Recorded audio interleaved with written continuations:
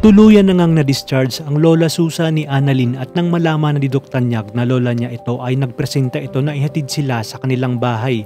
At sa pagdating ng madrasta ni Lynette ay tinanong niya ito kay Annalyn kung bakit niya kasama ito. Kaya agad namang sasagot si Annalyn na wala ng bahay ang kanyang lola at nakiusap na baka pwedeng doon muna tumuloy sa kanila. Sasabihin naman ni Lynette sa kanyang madrasta na umalis na ito at wag nang gagamitin si Annalyn dahil kilalang kilala niya na ang pag-uugali nito. Kaya namang galit na papasok si Lynette sa kanilang bahay kasama si Josa.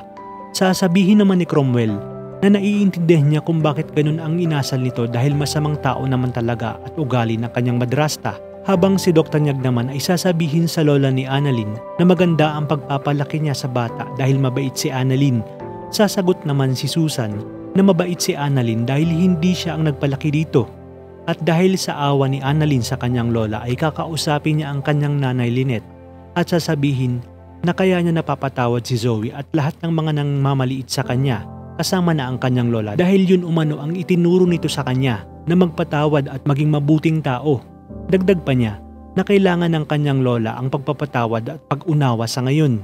Sa kabilang banda, magkakasagutan naman sina Robert at Michael dahil sa pangmamaliit ni Michael sa tatay ni Annalyn. Sasabihin ni Robert na kung makapagsalita ito ay parang kilala niya ang tatay ni Annalyn. Sasagot naman si Michael na talagang kilala niya ang tatay ni Annalyn. Sasabihin naman ni Annalyn at itatanong niya kay Michael na kung talaga bang kilala nito ang kanyang tatay. Dito na nga kaya sasabihin ni Michael kay Annalyn ang kanyang nalalaman.